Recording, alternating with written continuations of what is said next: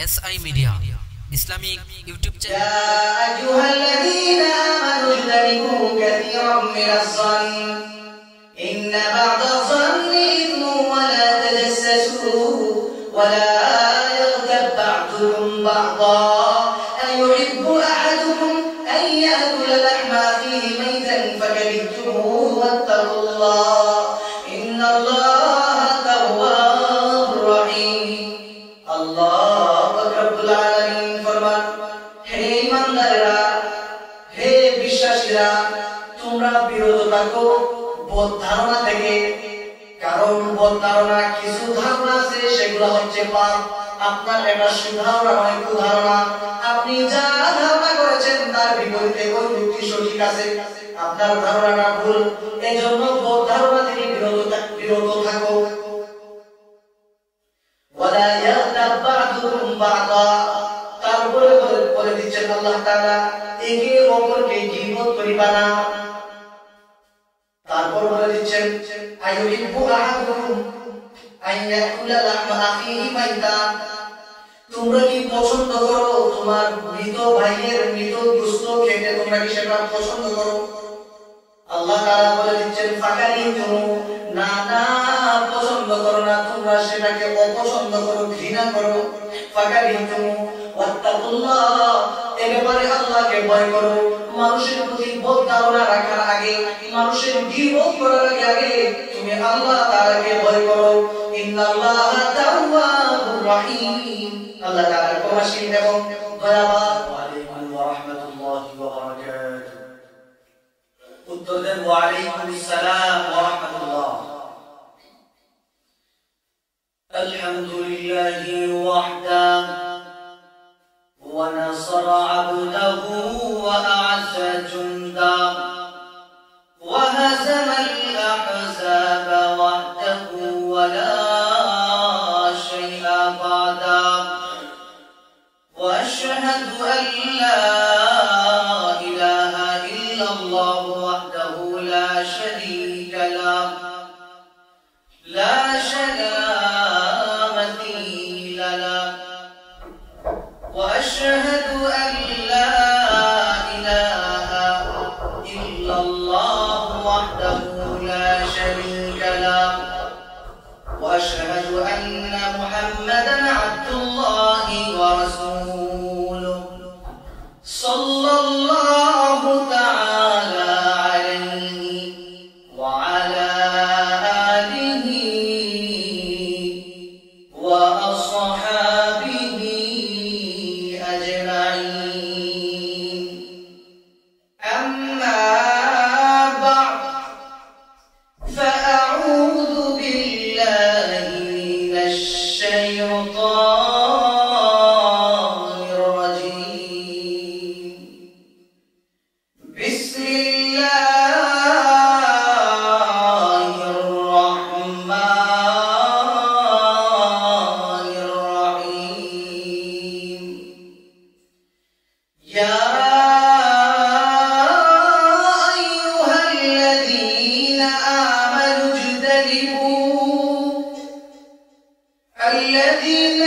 آمنوا اجتنبوا كثيرا من الظن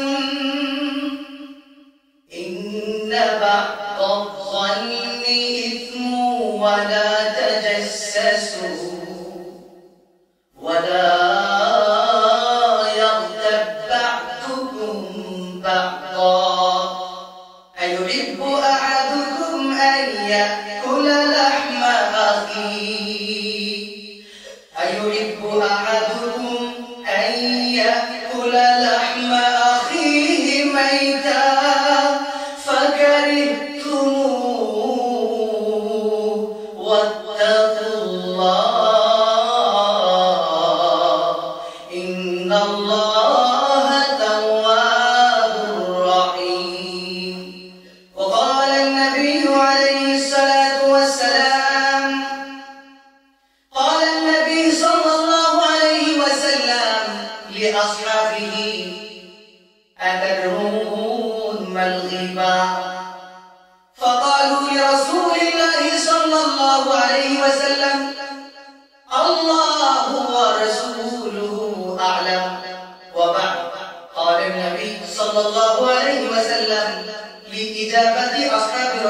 الله صلى الله عليه وسلم وهو يقول ذكرك أخاك بما يكره أو كما قال عليه الصلاة والسلام وقال تعالى في شأن حبيبه آمرا ومخبرا إن الله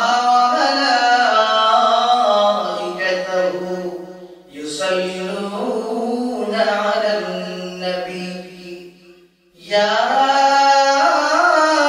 أيها الذين آمنوا صلوا عليه وسلموا تسليما شكرا محبت الشريف ولي إبراهيم بكري ولي اللهم صل على سيدنا مولانا محمد وعلى آل سيدنا مولانا محمد اللهم بارك على محمد وعلى آل محمد كما باركت على إبراهيم وعلى آل إبراهيم إنك حميد مجيد اللهم صل وسلم وبارك على محمد صلى الله عليه وسلم ডালি মহল্লা দেশমুখ আর ইসলামী যুব সংঘের উদ্যোগে বার্ষিক ইসলামী তাফসীরুল কোরআন মহাসমাবেশ 3 দিন ব্যাপী তাফসীরুল কোরআন মহাসমাবেশে আজকের প্রথম দিনে সম্মানিত সভাপতি জাতির গর্বদার হযরত উলামায়ে কেরাম আমার সম্মুখপানে সমবেত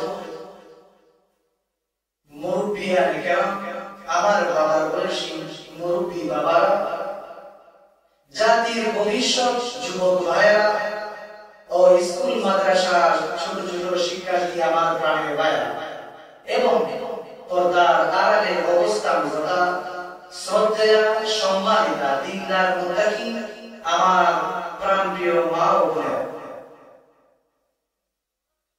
আজকে আপনাদের সামনে আমাকে আলোচনা করার জন্য বলা হয়েছে সাথে সাথে বিষয় ও মাইকের মধ্যে ঘোষণা শুনেছেন সেই বিষয়টা হচ্ছে ইবাদত আমি আমার বিষয়কে সামনে রেখে কোরআন ও হাদিসের আলোকে আপনাদের সামনে কিছু আলোকপাত করার চেষ্টা করব ইনশাআল্লাহ আজিজ আমার কোনো কিছু বলার তৌফিক নাই যদি আল্লাহ জাল্লা শানুহু আমাকে বলার তৌফিক দান করেন এতেই সম্ভব সুবহানাক লা ইলমা লানা ইল্লা মা আল্লামতানা ইন্নাকা আনতাল আলিমুল হাকীম প্রাণের ভাইরা আমরা যে এখানে অশান্তময় পৃথিবী অশান্তময় পরিবেশ থেকে রব্বুল আলামিন আমাদেরকে সহিহ সালামত সুস্থতার সাথে দুর্গন্ধময় পৃথিবী দুর্গন্ধময় স্থান থেকে আল্লাহ তাআলার প্রিয় জায়গায় আসার বসার তৌফিক দান করেছেন সেজন্য আলোচনার শুরু লগ্নেই সর্বপ্রথমই আমরা আসুন সকলে আল্লাহর প্রশংসা করি প্রাণ খুলে ইসলামের বলে বলিয়ান হয়ে ঈমানের তেজে তেজিয়ান হয়ে হৃদয়ের আবেগ ও ভালোবাসা অনুভূতি উচ্ছ্বাস করে শুকরি বলি আলহামদুলিল্লাহ আলহামদুলিল্লাহ আওয়াজটা কম হয়ে গেল তাই না প্রাণের ভাইরা এই যে মাঠ ডালি মহল্লার মাঠ এই মাঠের মধ্যে ফুটবল খেলা হয় কি খেলা হয় না ক্রিকেট খেলা হয় ফুটবল খেলা হয় যেই ফুটবল খেলা এবং ক্রিকেট খেলার কারণে পাড়াগাঁও ডালি মহল্লা মধুখালী আশপাশে আমার প্রাণপ্রিয় যুবক ভাইরা যারা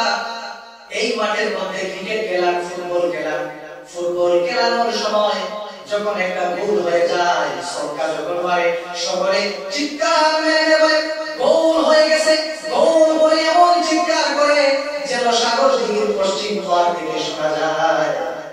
প্রাণের ভাই, আপনার আমার ইমানের কতটুকু জোর, কতটুকু শক্তি, আপনি আমি যদি আপনার বিধানের আদালতে যদি প্রশ্নটা ছুড়ে দেই, কে করিনি, কেমন করি, আরে ফুটবল খেলার মাঠের মধ্যে যদি গোল হয়ে যায়, সরকা হয়ে যায়, সবাই এক বাক্যে একত্রিত সাথে চিৎকার মেরে বলতে থাকে গোল হয়ে গেছে, গোল হয়ে গেছে। এমন আওয়াজ হয়, বিকট শব্দ হয়। সেই শব্দের চেয়ে যদি আলহামদুলিল্লাহ, আল্লাহ বলা, আল্লাহর নামের শুকরিয়া বলার আওয়াজ যদি কম হয়, আপনার আমার ইমানের পরীক্ষা নিয়ে নিয়েছে, আপনার আমার ইমানের পাওয়ার কতটুকু, ইমানের পাওয়ার দুর্বল হয়ে গেছে। নামাজ ছেড়ে দেওয়ার কারণে, গীবত করার কারণে, গুনাহের কালো অন্তরাত্মা কালো হয়ে গেছে, যার কারণে আপনার আমার ইমানের তেজ কমে গিয়েছে, যার কারণে ইমানের তেজিয়ান হয় না। আসুন আমরা আল্লাহ পাক রব্বুল আলামিনকে সাক্ষী রেখে সকলেই আপনার আমার ইমানের পরীক্ষা দিয়ে দিই। সকলেই বলি আলহামদুলিল্লাহ, আরো জোরে বলি আলহামদুলিল্লাহ। আসুন গ্রামের ভাই, ঘোষণা দিয়েছেন আপনাদের সামনে তাফসীর পেশ করবেন হাফেজ মাওলানা আব্দুর রহমান আরকামি বিবারিয়া। বলতেছেন আব্দুর রহমান আরকামি, আব্দুর রহমান আবার আরকামিও, আবার বিবারিয়া, ও আবার অনেকেই পরিচিত। আরে ওনার ভাই তো আমাদের প্রতিবেশী মহল্লা মধুখালীর একটা যুবক দেখা যায়, তার নাম সারা জীবন শুনে আসছে আব্দুর রহমান। সেই আব্দুর রহমান আজ কেমনে আরকামি হয়ে গেল, আবার বলছেন বিবারিয়া। এই পরিচয়, দুটি পরিচয় কেন যোগ করা হলো? অনেকেই কিংকর্তব্য বিমূঢ় হয়ে আছেন, আশ্চর্যান্বিত হয়ে আছেন। এই প্রশ্নের উত্তর নিরসনে দুই একটি কথা বলতে চাই। প্রাণের ভাইরা, আমার বাড়ি আসলে মধুখালী। কোন জায়গায়? ওই যে আপনাদের পাশের মহল্লা। মাদ্রাসায় লেখাপড়া করেছি 2004 সনে, বন্যার পরে মাদ্রাসাতুল হারামাইনে লেখাপড়া করি। 2009-10 সনে আমার হেফজ শেষ হয়, হাফেজি শেষ হয়। তারপর 2018 সনে আমার দাওরায়ে হাদিস শেষ হয়। হাফেজি শেষ হয় তখন আমার 15 বছর। আপনাদের বড় নতুন বাজার কেন্দ্রীয় জামে মসজিদে প্রায় 5 বছর যাবত তারাবিহ নামাজ আমি পড়িয়েছি। আলহামদুলিল্লাহ, আল্লাহ তাআলার শুকরিয়া। এখন প্রশ্ন হলো, আপনি শুধু আব্দুর রহমান ছিলেন, এখন হাফেজ হইলা কেমনে? মাওলানা কেন লাগানো হলো? আরকামি কেমনে হলো? আবার বিবারিয়া কেন লাগানো হলো? এই কথা উত্তরে বলি, হাফেজি শেষ করেছি, এই জন্য হাফেজ শুরুতে লাগানি হয়েছে। মাওলানা দাওরায়ে হাদিস শেষ করেছে, এই জন্য মাওলানা বলা হয়েছে। এবং আরেকটি নিয়ম আছে, যে নিয়মটা হলো, কোন ব্যক্তি যদি কোন এক শহরে 3 থেকে 4 বছর 5 বছর বসবাস করে, ওই স্থানের সাথে ব্যক্তির নামের নিসবত সম্পর্ক রাখা যায়। আশা করি কথাটা বুঝতে পারছেন। যেমন মদিনা ভার্সিটি পড়ালেখা করলে তাকে বলা হয় মাদানী। তাকে কি বলা হয়? মাদানী। আল আজহার, মিশর আল আজহার বিশ্ববিদ্যালয়ে পড়ালেখা করলে কি বলি আমরা? আজহারি। কি বলি? আজহারি। দারুল উলুম দেওবন্দ, সেই মাদ্রাসায় যদি কোনো ব্যক্তি লেখাপড়া করেন, ওনাকে কি বলা হয়? কাসিমি। কি বলি আমরা? কাসিমি। তো আমি বিবারিয়া দারুল আরকাম আর ইসলামিয়া টাইটেল মাদ্রাসায় লেখাপড়া করেছি, সেখান থেকে দাওরায়ে হাদিস শেষ করেছি। আরকাম মাদ্রাসায় শেষ করেছি, সেই জন্য ওই মাদ্রাসার ছাত্র এই পরিচয়ের জন্য আমাকে বলা হচ্ছে আরকাম। আরকাম মাদ্রাসার ছাত্র বিধায় এই জন্য আরকামি। আর বিবারিয়া 3-4 বছর 5 বছর সেখানে লেখাপড়া করেছি, সেই জন্য যেহেতু নিয়মে আছে কোন ব্যক্তি যদি কোন স্থানে 3-4 বছর বসবাস করে সেই স্থানের সাথে নামের নিসবত রাখা যায়, যেমন মাদানী, আজহারি, কাসেমি। সেই সুবাদে আমার নাম বলা হয়েছে, নামের সাথে সাথে ঠিকানা বলা হয়েছে বিবারিয়া। আশা করি আপনাদের প্রশ্নের উত্তর পেয়ে গেছেন। আসুন এখন আমরা মূল আলোচনার দিকে চলে যাই। বন্ধুরা আমার, আপনাদের সামনে কালামুল্লাহ শরীফ থেকে গীবত নামক বিষয়কে সাজিয়ে সূরাতুল হুজুরাত থেকে সূরাতুল হুজুরাতের 12 নম্বর আয়াত তেলাওয়াত করেছি।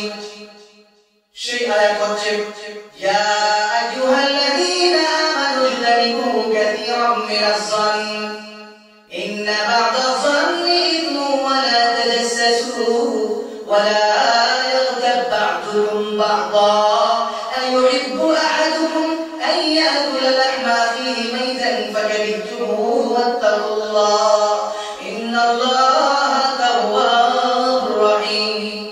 আল্লাহু রাব্বুল আলামিন ফরমান, হে ঈমানদারেরা, হে বিশ্বাসীরা, তোমরা বিরত থাকো বদ ধারণা থেকে। কারণ বদ ধারণা, কিছু ধারণা আছে সেগুলো হচ্ছে পাপ। আপনার এটা সুধারণা নয়, কুধারণা। আপনি যা ধারণা করেছেন তার বিপরীতে ওই ব্যক্তি সঠিক আছে, আপনার ধারণাটা ভুল। এজন্য বদ ধারণা থেকে বিরত থাকো। ওয়ালা ইয়াগতাব বা'দুকুম বা'দা, তারপরে বলে দিচ্ছেন আল্লাহ তাআলা, একে অপরকে গীবত করিবা না।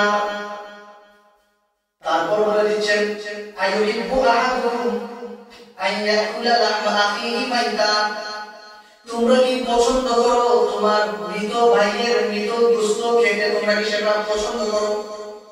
আল্লাহ তাআলা বলে দিচ্ছেন ফাকারিতুমু, না না, পছন্দ করো না, তোমরা সেটাকে অপছন্দ করো, ঘৃণা করো। ফাকারিতুমু ওয়াত্তাকুল্লাহ, এ ব্যাপারে আল্লাহকে ভয় করো। মানুষের প্রতি বদ ধারণা রাখার আগে, মানুষের গীবত করার আগে তুমি আল্লাহ তাআলাকে ভয় করো। ইন্নাল্লাহা তাওয়াবুর রাহিম, আল্লাহ তাআলা ক্ষমাশীল এবং দয়াবান। প্রাণের ভাইরা, আয়াতের তর্জমার প্রথম অংশে বলা হচ্ছে বদ ধারণা রাখা যাবে না, আর দ্বিতীয় অংশ হচ্ছে আমার আলোচনার বিষয় কুধারণা। এ নিয়ে যদি আলোচনা করি আমার মূল বিষয়ে হারিয়ে ফেলবো। একই আয়াতের দ্বিতীয় অংশ ওয়ালা ইয়াগতাব বা'দুকুম বা'দা, তোমরা একে অপরের গীবত করিও। এই হচ্ছে আজকের আমার আলোচ্য বিষয়। আলোচ্য বিষয়ে যাওয়ার আগে এই আলোচনাকে সুন্দরভাবে উপস্থাপন করার জন্য, আপনাদের বুঝতে যাতে সহজ হয়, এজন্য এই বিষয়টাকে কয়েকটা তরতিব দিয়েছি, স্তরবিন্যাস করেছি। গীবত, গীবত কাকে বলে? আলোচনার বিষয় হচ্ছে কি গীবত, শিরোনাম। এর মধ্যে স্তর গীবত কাকে বলে। 2 নাম্বার হচ্ছে গীবত করার কারণ কি। গীবত করলে টাকা পাওয়া যায়, সম্মান বাড়ে। গীবত যে করি আমরা কেন করি, কি কি কারণ রয়েছে। তারপর গীবতের প্রকার ও পদ্ধতি, কি কি প্রকার। কোনোভাবে আমি গীবত করে থাকি, আমরা টেরও পাই না। তারপর গীবতের ইহকালীন ও পরকালীন ক্ষতি, দুনিয়াদারিও ক্ষতি রয়েছে গীবতের, আর পরকালীন তো মহা ক্ষতি হয়ে গেছে। তারপর 5 নম্বর স্তর হচ্ছে গীবত থেকে বাঁচার উপায় কি। 6 নম্বর আলোচনার স্তর হচ্ছে কয়েকটি ক্ষেত্রে গীবত করার সুযোগ আছে। আমাকে যে সংক্ষিপ্ত সময় দেওয়া হয়েছে এর ভিতরে অতি আলোচনাকে সংক্ষেপণ করে গীবত সংক্রান্ত কিছু একটা ধারণা দেওয়ার চেষ্টা করব। আল্লাহ তাআলা আমাকে আপনাকে যাতে আমল করার তৌফিক দান করেন। সকলে বলে আমিন। প্রাণের ভাইরা, গীবত কাকে বলে? হযরত আবু হুরায়রা রাদিয়াল্লাহু তাআলা আনহু থেকে বর্ণিত, হযরত আবু হুরায়রা বলেন, রাসূল করিম সাল্লাল্লাহু আলাইহি ওয়াসাল্লামের ইরশাদ ফরমান, সাহাবায়ে কেরাম রাসূল মাকবুল সাল্লাল্লাহু আলাইহি ওয়াসাল্লাম সাহাবায়ে কেরামদেরকে প্রশ্ন করলেন, ও আমার প্রিয় সাহাবীরা, গীবত কাকে বলে তোমরা জানো কি? গীবত কাকে বলে তোমরা জানো কি? সাহাবায়ে কেরাম প্রশ্নের উত্তরে বললেন, ইয়া রাসূলুল্লাহ, ইয়া হাবিবাল্লাহ, আল্লাহ ওয়া রাসূলুহু আ'লাম। গীবত কাকে বলে? আমাদের চেয়ে আল্লাহ এবং তার রাসূলই বেশি জানেন, বেশি ভালো জানেন। গীবত কাকে বলে? আল্লাহ এবং তার রাসূলই ভালো জানেন। তারপর রাসূলুল্লাহ সাল্লাল্লাহু আলাইহি ওয়াসাল্লাম গীবত কাকে বলে এর পরিচয় সাহাবায়ে কেরামদেরকে জানিয়ে দিয়েছেন, যা আজ পর্যন্ত আমরা হাদিসের মাধ্যমে জানতে পারছি। রাসূলুল্লাহ সাল্লাল্লাহু আলাইহি ওয়াসাল্লাম ফরমান, যিকরুকা আখাকা বিমা ইয়াকরাহু। তোমার ভাইয়ের এমন এমন আলোচনা করা, যে আলোচনা করার কারণে তোমার বড় ভাই অনেক কষ্ট পায়। কথাটা বুঝতে পারছি? আপনার আমার অপর ভাইয়ের এমন আলোচনা করা, সেটা সুআলোচনা হোক আর কুআলোচনা হোক, যে ধরনের আলোচনাই হোক, আলোচনার দ্বারা যদি আপনার আমার ভাই অনেক কষ্ট পায়, তাহলে সেটা রাসূলুল্লাহর ভাষায় গীবত, তাহলে সেটাই রাসূলুল্লাহর ভাষা গীবত। ইব্রাহিম নাখঈ বলেন, قال ইব্রাহিম নাখঈ আত-তাবিঈ, বিশিষ্ট তাবিঈ ইব্রাহিম নাখঈ বলেন, ইযা কুলতা ফির রাজুলি মা ফীহি ফাকাদ ইগতাবতা ওয়া ইন কুলতা মা লাইসা ফীহি ফাকাদ বাহাত্তা। ইব্রাহিম নাখঈ বলেন, তুমি যদি এমন কথা বলো, এমন দোষ, তোমার ভাইয়ের দোষ মানুষের সামনে বলে বলে বেড়াও, অমুকে চুরি করেছে, অমুকে ডাকাতি করেছে, অমুকে জিনা করেছে, আসলে যদি অমুক ব্যক্তি ডাকাতি করে থাকে, জিনা করে থাকে, চুরি করে থাকে, ওই দোষে যদি দূষিত হয়, সেটার নাম হচ্ছে গীবত। সেটার নাম কি? গীবত। আর ইব্রাহিম নাখঈ বলেন, আপনি আপনার ভাইয়ের ব্যাপারে বলতেছেন, অমুকে চুরি করেছে, ডাকাতি করেছে, জিনা করেছে, আর সে ব্যক্তি যদি সত্যিকার অর্থে চুরি করে না থাকে, ডাকাতি করে না থাকে, জিনা করে না থাকে, তাহলে মিথ্যা কথা বলার কারণে সেটাকে বলা হয় ধর্ম। সেটাকে বলা হয় গীবত। কাকে বলে? ধর্ম কাকে বলে? আশা করে চিনতে পারছি, বুঝতে পারছি। গীবত বলা হয় কোন দোষে দূষিত ব্যক্তির দোষ যদি মানুষকে বলে বলে বেড়ায়, সেটার নাম হচ্ছে গীবত। আর যদি কারো কাছে কোনো দোষ না থাকে, মিথ্যা বানোয়াট দোষ বানিয়ে বানিয়ে মানুষের কাছে বলে বলে বেড়ায়, সেটাকে বলা হয় ধর্ম। গীবত আর ধর্ম সম্পর্কে আমরা জানতে পারছি। এখন গীবত সংক্রান্ত গীবতের সংজ্ঞা আপনি আমি পেয়ে গেলাম। সমাজের মানুষ আমরা গীবত করি কি করি না? কেন গীবত করি? গীবতের কতগুলো কারণ মুফাসসিরিনে কেরাম কিতাবগুলোর মধ্যে লিখেন, কিতাবাদির মধ্যে লিখেন। মানুষ একে অপরের গীবত কেন করে? প্রধান নাম্বার কারণ হচ্ছে রাগের কারণে, গুসার কারণে একে অপরের গীবত করে থাকে, দুশ্চর্চা করে থাকে। একজন মানুষ যদি তার অপর প্রতিবেশী, অপর ভাই, চাচাতো ভাই, খালাতো ভাই, বন্ধু কারোর সাথে যদি রাগান্বিত হয়, রাগের বশীভূত হয়ে, রাগান্বিত হয়ে আবুল তাবুল গীবত করে ফেলে, এক নম্বর কারণ হচ্ছে রাগ। দ্বিতীয় নম্বর রাগের কারণ, গীবতের কারণ হচ্ছে বন্ধু বান্ধবদের সন্তুষ্টি করা, বন্ধুদেরকে রাজি খুশি করা। মানুষ বন্ধুদেরকে রাজি করার জন্য গীবত করে থাকে। এখন বলতে পারেন, ও ভাই, আপনি যে বললেন এক বন্ধু অপর বন্ধুকে খুশি করানোর জন্য গীবত করে, এটা হয় কেন? মনে করেন আমরা 5-7জন মানুষ এক জায়গায় বসে আছি, ডালি মহল্লা মসজিদের পুকুর পাড়ে 4জন যুবক বসে আছে। একটা উদাহরণ দিচ্ছি। 4জন যুবকে একজন যুবক বলতেছে, কি বলতেছে? ভাই, মিয়া দেখছি অমুক বাড়ির পাশে দিয়া আসা যাওয়া করে, অমুক বাড়ির একজন মহিলা আছে খুবই সুন্দরী রমণী, এখানে কিন্তু কারণ আছে। অমুক ব্যক্তি কি করে, ওদিকে দেখছি বেশি বেশি আসা যাওয়া করে, অমুক বাড়ির বারে সানামক সুন্দরী। একটা উদাহরণ দিচ্ছি, রানী মহল্লার পুকুর পাড়ে দক্ষিণ পাড়ের একজন রমণী আছে, উদাহরণ দিচ্ছি, জানি না কেমন বোঝার জন্য বলতেছি, আমি কি বলতেছি বোঝার চেষ্টা করছি। মানুষই গীবত কেন করে? গীবত করার কারণ এক নাম্বার হচ্ছে রাগ, দ্বিতীয় নাম্বার কারণ হচ্ছে বন্ধুদেরকে সন্তুষ্টি করা। মনে করেন 5 জন বন্ধু রানী মহল্লা মসজিদের পুকুর পাড়ে বসে আছে, এক বন্ধু আরো বাকি 4 জন বন্ধুদেরকে বলতেছে, আরে অমুক বাড়ির পাশে দিয়া অমুক রমণীকে দেখার জন্য মনে হয় অমুক মিয়া আসা যাওয়া করে, আব্দুল কুদ্দুস এদিকে আসা যাওয়া করে। বাকি 4 জন ওনারা যে শুনতেছেন এটা গীবত শুনতেছেন, এটা কি শুনতেছেন? আর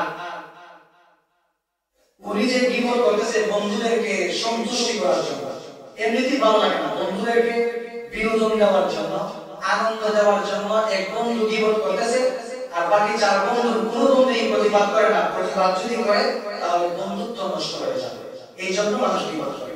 গীবত করার তৃতীয় কারণ হচ্ছে নিজে দোষ লুকানো, নিজে দোষ লুকিয়ে অন্যের গায়ে দোষ চাপিয়ে দেওয়া। একটা ঘটনা ঘটছে, এই ঘটনার মূল দোষী আমি, আমার দোষকে ধামা চাপা দেওয়ার জন্য অন্যের গায়ে মিথ্যা একটা অপবাদ রটিয়ে দেওয়া, অমুক ব্যক্তি অমুক কাজটা করেছে।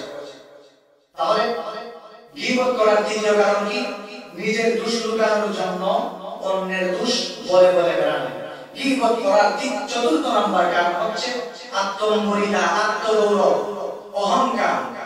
অহংকারের কারণে একজন আছে ওমিয়া মেম্বার সাহেব, আপনি আব্দুল সত্তার ব্যক্তির নামে আপনি কি বলেন সেটা তো আমার কাছে দেখতে ভালো লাগে। এখন মেম্বার সাহেব কি বলেন, আরে মিয়া এর বাবা রিকশা বাড়ছে, বাবা কি ভাই রিকশা বাড়ছে, এর দাদা গরু সিলাই করে, এর দাদা কি করতো গরু সিলাই করছে। প্রশ্ন করছে কি অমুক ব্যক্তিকে আমার কাছে ভালো মনে হয়, মেম্বার সাহেব বলুন এই ব্যক্তির সম্পর্কে আপনি কি বলেন? ভালো না হয় মন্দ একটা মত ব্যক্ত করে, কিন্তু তার বাপের দোষ বলতেছে কি তার বাস্তব রিকশা বাড়ছে, এর দাদা তো গরু সিলাই করে, দাদা কি করতো? এখানে কি বলতে হচ্ছে কি হচ্ছে না? কেন উনি এই কথা বলতেছেন? ওনার আত্মমর্যাদার কারণে, আত্মগৌরবের কারণে, নিজের মর্যাদা বাড়ানোর জন্য অন্যকে কি করা, ছোট করা। নিজের মর্যাদা বাড়ানোর জন্য আত্মগৌরবের কারণে মানুষ গীবত করে, আমিত্ববোধের কারণে। ৫ম নম্বর কারণ হচ্ছে হিংসা বিদ্বেষ। একে অপরের প্রতি যদি হিংসা থাকে তাহলে কি করে? গীবত করে। ৬ষ্ঠ নম্বর কারণ হচ্ছে শত্রুতা। শত্রুতা থাকলে একে অপরের গীবত করে থাকে। আর ৭ নাম্বার হচ্ছে বদ অভ্যাসের কারণে মানুষ একে অপরের গীবত করে থাকে। এক শ্রেণীর মানুষ আছে তার অভ্যাসই কাম কাজ করে আয়সা বসে বৃদ্ধ হয়ে গেছে, এখন অবসর বাড়ির জামাতে বৈশা বেশি ওই মিয়া অমুকে এসে অমুকের স্ত্রী এমন এমন করতেছে, আর কোন কাম নাই। কি আছে? নামাজ পড়বে, কোরআন তেলাওয়াত করবে, তাসবিহ তাহলিল করবে, আরো কত নেক আমল রয়েছে। তো এক শ্রেণীর মানুষ আছে তাদের সঙ্গে গীবত করে অভ্যাস।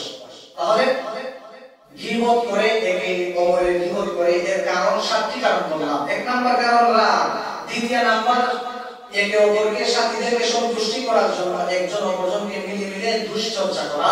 ৩ নাম্বার নিজ দোষ লুকানোর জন্য অন্যের গায়ে দোষ চাপিয়ে দেয়, এটা হচ্ছে ৩ নাম্বার গীবতের কারণ। ৪ নাম্বার গীবতের কারণ হচ্ছে আত্মগৌরব, নিজের মর্যাদা বাড়ানোর জন্য অন্যের মর্যাদাকে কি করে তুচ্ছ তাচ্ছিল্য করে ফেলে। ৫ নাম্বার কারণ হচ্ছে হিংসা বিদ্বেষ। ৬ষ্ঠ নাম্বার গীবতের কারণ হচ্ছে শত্রুতা, পরস্পরের শত্রুতার কারণে মানুষ কি করে? গীবত করে থাকে। ৭ম নাম্বার কারণ হচ্ছে তার বদ অভ্যাস, গীবত করে করে অভ্যাস হয়ে গেছে, একে অপরকে গীবত করে থাকে।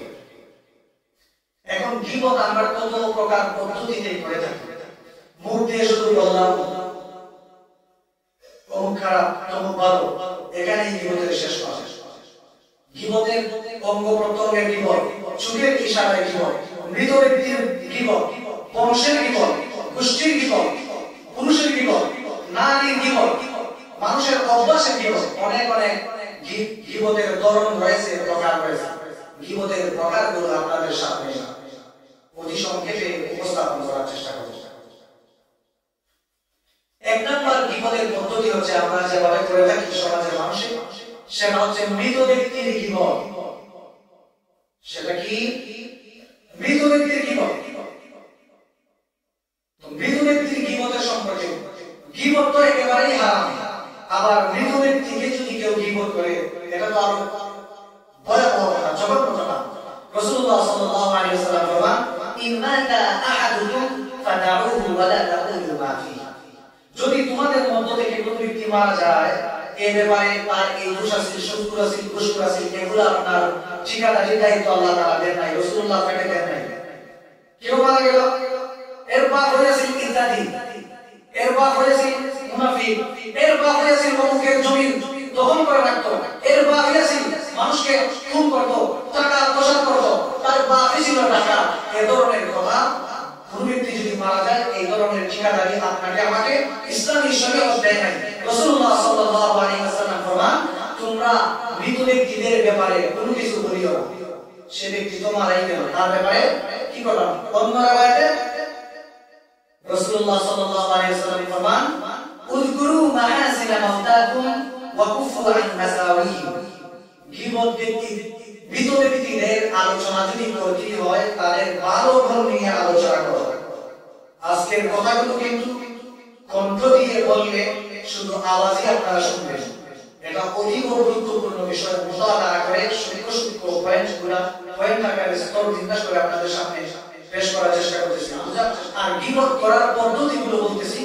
এর মধ্যে প্রথম নাম্বার আমরা গীবত করে থাকি, সেটা হচ্ছে মৃত ব্যক্তির গীবত। মৃত ব্যক্তির গীবত করা যাবে না। রাসূলুল্লাহ ফরমান, মৃত ব্যক্তিদের বেলায় শুধু তাদের গুণ নিয়ে, সুন্দর গুণ নিয়ে আলোচনা করো, তাদের দোষ নিয়ে আলোচনা করিও না। কি বলেছেন? উযকুরু মাহাসিনা মাউতাকুম ওয়া কুফু আন মাসাওয়িহিম। তোমরা তাদের সুন্দর দিক, ভালো দিক দিয়ে আলোচনা করো, মৃতদের ভালো দিক আলোচনা করো, আর মন্দ দিক তোমরা ছেড়ে দাও। অন্য রাওয়ায়াতে বলা হচ্ছে, ওয়ালা তাযকুরুল আমওয়াতা ফাইন্নাহুম আকিদু ইলা মা কাদিম। তোমরা মৃতদের ব্যাপারে সমালোচনা করিও না, কারণ সে যা আমল করেছে সেই আমলের প্রতিফলন সে ভোগ করতেছে।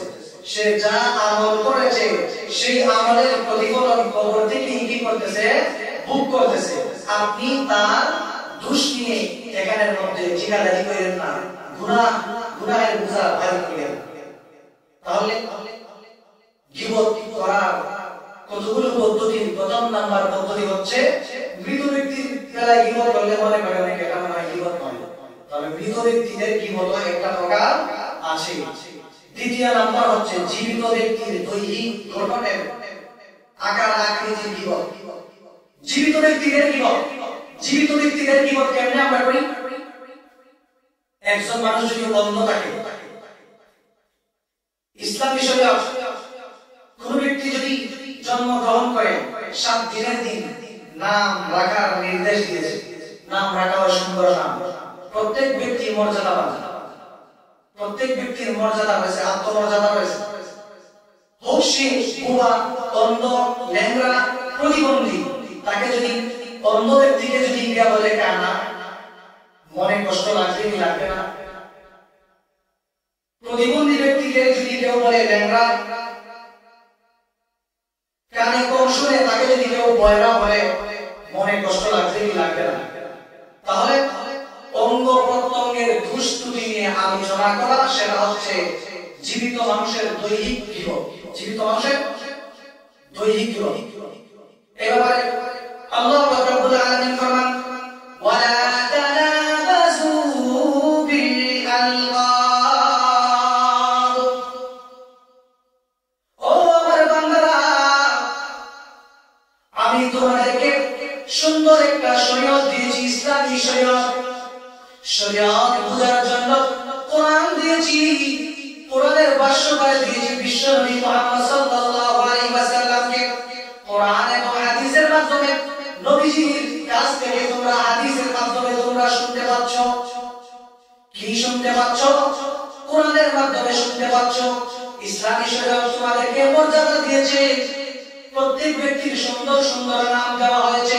আব্দুল্লাহ, আব্দুর রহমান, আব্দুল কুদ্দুস, আব্দুস সালাম। এদের মধ্য থেকে যদি কোনো ব্যক্তি যদি অন্ধ থাকে তাকে কানা বলতে পারবে না। কোন ব্যক্তি যদি ল্যাংড়া থাকে তাকে ল্যাংড়া বলতে পারবে না। কোন ব্যক্তি যদি কানে কম শুনে তাকে তোমরা বয়রা বলতে পারবে না। কারণ এটা হচ্ছে কবিরা গুনাহ। আল্লাহ তাআলা ফরমান ওয়ালা তানাবাসু বিল আলকাব।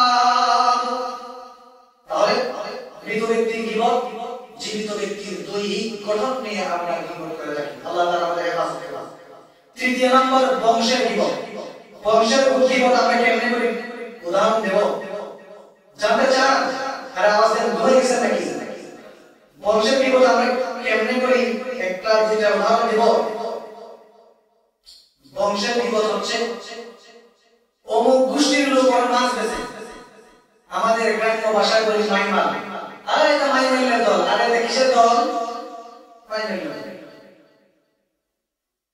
অমুক ব্যক্তি এর বাপ দাদা 14 গোষ্ঠী মুসলমানি কাম করায়। কাঁচা ভাষায় কি বলেন আপনারা যদি জানেন, তাহলে এটা বংশের গীবত। এটা কিসের গীবত? গীবত কত ধরনের আমরা করে থাকি। অমুক গোষ্ঠীর লোক এরা চাপে সবাই শত্রু, সবাই মারামারি করে ইত্যাদি। তাহলে বংশের গীবত করা যাবে না। আল্লাহ পাক রব্বুল আলামিন ফরমান ইয়া আইয়ুহাল্লাযীনা আমানু লা ইয়াসখার কওমুম মিন কওম আসা আন ইয়াকুনু খায়রাম মিনহুম। আল্লাহ পাক রব্বুল আলামিন ফরমান, হে ঈমানদাররা, তোমরা এই গোষ্ঠী অপর গোষ্ঠীকে ঠাট্টা বিদ্রূপ করিও না। এক গোষ্ঠী অপর গোষ্ঠীকে মন্দ নামে লকব দিও না, ঠাট্টা করিও না, উপহাস করিও না। কারণ কি তোমরা জানো, তোমরা যাদেরকে নিয়ে ঠাট্টা করছো, উপহাস করছো, আসা আন ইয়াকুনু খায়রাম মিনহুম, যারা ঠাট্টা করছো, যাদেরকে ঠাট্টা করা হচ্ছে, তারা হয়তো ঠাট্টাকারীদের চেয়ে আল্লাহ পাক রব্বুল আলামিনের কাছে অনেক অনেক উত্তম। আসা আন ইয়াকুনু খায়রাম মিনহুম। দেখতেছেন তার পেশা সামাজিক ভাবে বলতেছেন, মাছ বিক্রি করে, এই করে, সেই করে। হয়তো বা হতে পারে আপনারা মাঝে আল্লাহ তাআলার কাছে সে কিন্তু অনেক দামি।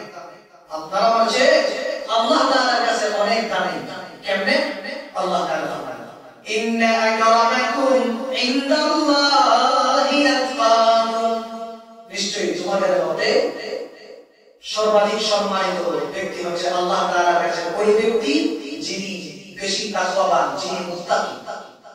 তাহলে গীবত করার পদ্ধতিগুলোর মধ্য থেকে তিন পদ্ধতিতে আমরা গীবত করি। চতুর্থ নম্বর পদ্ধতি কি? যে পোশাক পরিচ্ছদের গীবত। সময় কম, আলেম ওলামা মুফাসসিরিন কেরামগণ ধারাবাহিকভাবে আসতেছেন। সময় যেহেতু সংকীর্ণ, অতি সংক্ষেপণের মাধ্যমে আপনাদের সামনে আলোচনা শেষ করার চেষ্টা করব। যে পোশাক পরিচ্ছদের গীবত কেমনে? একজন ব্যক্তির সামর্থ্য আছে অল্প টাকার কাপড় কিনা ক্রয় করা। আপনি সুদ খাচ্ছেন, ঘুষ খাচ্ছেন, নির্যাতন করে অন্যের জায়গা জমি দখল করে নিয়ে আসছেন, অবৈধ পন্থায় টাকা লাখ লাখ টাকা উপার্জন করছেন, দামি দামি কাপড় পরিধান করেন। আর অপর এক ব্যক্তি হালাল পন্থায় রুজি রোজগার করে, সে কম টাকার কাপড় পরিধান করার কারণে দেড়টিকা পোশাক পরিধান করে। বলে কি বলে না? পোশাক যার যার সামর্থ্য অনুযায়ী মানুষ পোশাক, আশাক, জুতা, টুপি ইত্যাদি পরিধান করবে। তাহলে পোশাক পরিচ্ছদের গীবত কেমনে? যে কোনো ধরনের পোশাক কেউ পরিধান করুন, তার সামর্থ্য অনুযায়ী এই পোশাক নিয়ে সমালোচনা করা যাবে না। মুফাসসিরিন কেরাম পোশাক নিয়ে যারা এ ধরনের কথা বলে, সেটা হচ্ছে পোশাক পরিচ্ছদের গীবত হয়ে যায়। 5 নম্বর হচ্ছে কানের গীবত। কানের গীবত কি? কান দ্বারা শ্রবণ করা।